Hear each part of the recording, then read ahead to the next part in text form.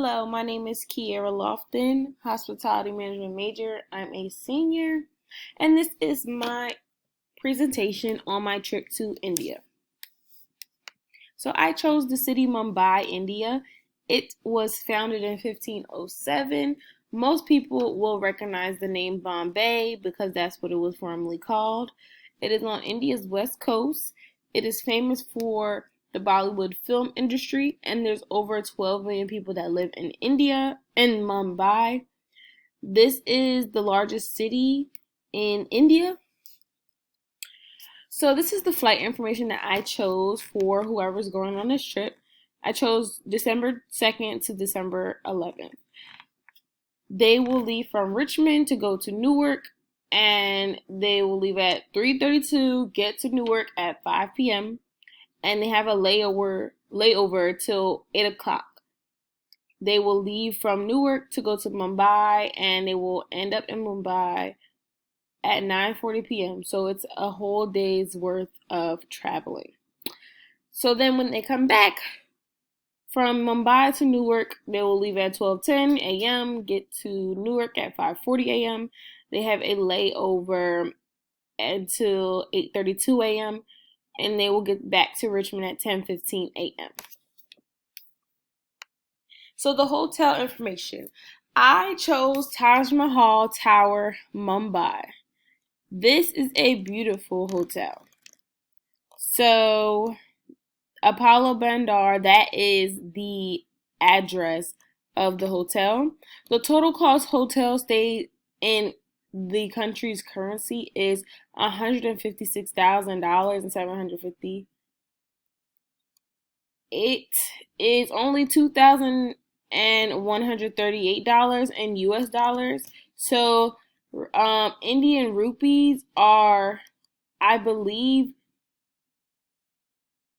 0.5 cents of US dollars. So some amenities will have a king bed, a complimentary Wi-Fi, a private balcony with arched windows, 40-inch flat screen TV, 24-hour laundry, 24-hour on-call doctor or nurse, and etc. There is breakfast included in this hotel package. So this is my first attraction that I would want the people to go to. It is called Mystery Rooms Mumbai Official Escape Rooms. It's about $27 per person.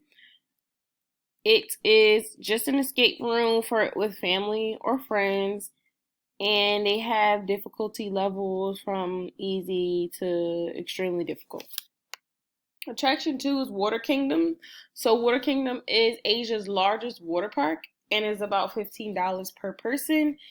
This is just a place where people can wind down, have fun in the water, just be outside and have fun in water.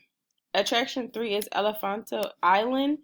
So it's actually its own island, so you have to take a ferry from Mumbai to get there. It has historic caves, and there's a large elephant that was found there. That is why the name is Elephanta.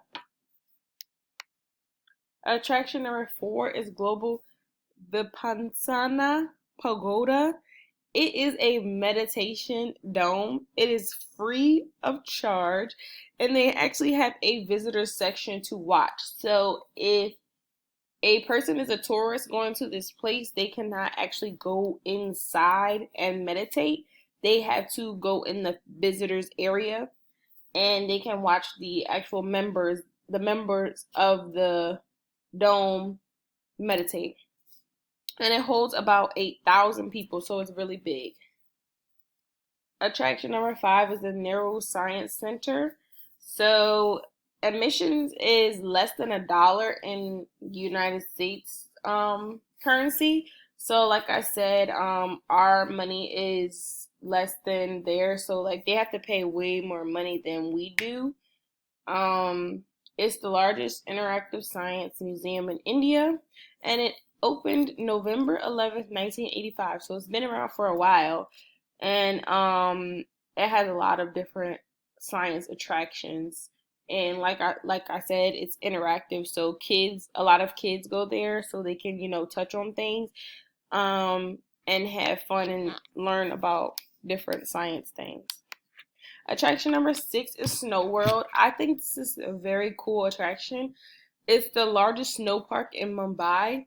So pretty much it is a indoor event, and you go in and it's like fake winter inside. So they have different winter activities in there. So they have skiing, snowboarding, tubing, different things like that, and it's about $9 per person in US dollars, and of course it's family friendly.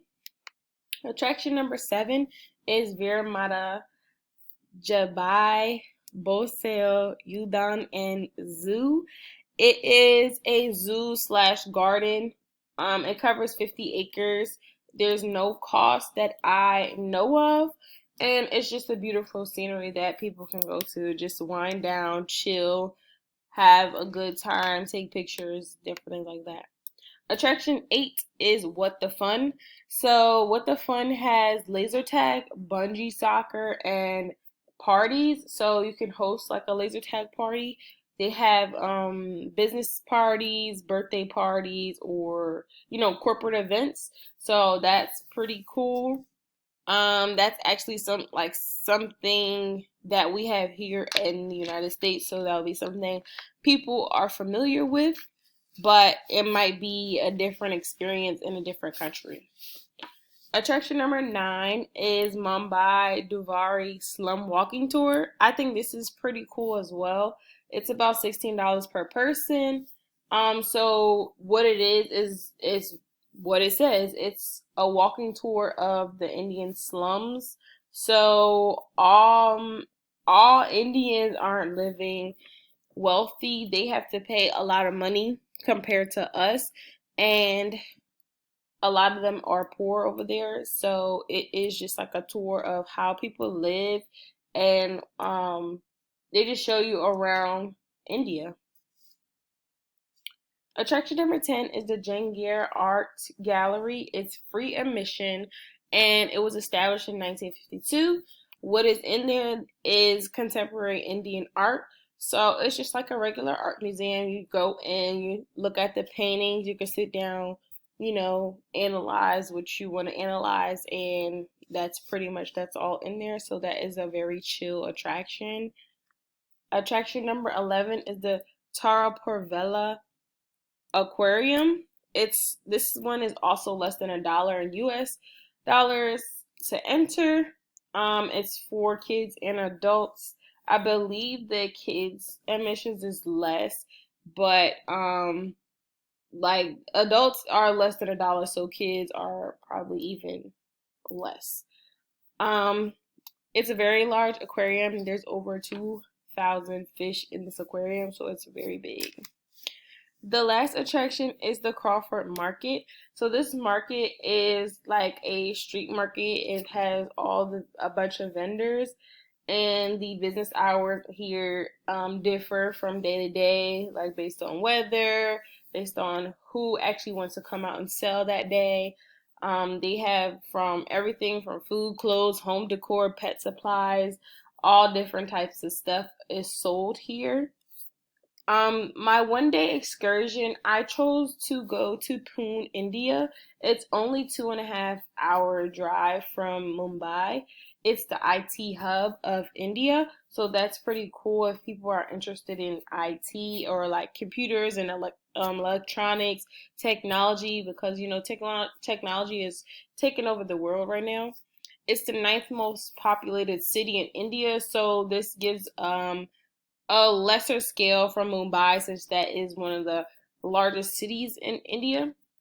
India's first girls' school was started in Pune, and it is great for shopping. So that is a great place to go outside of Mumbai if that's where the trip is. So dining one option is the Golden Dragon.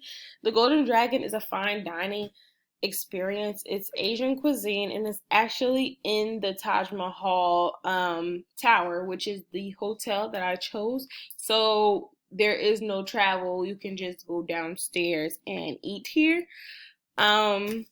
Yeah. So the plates are about $35 or more.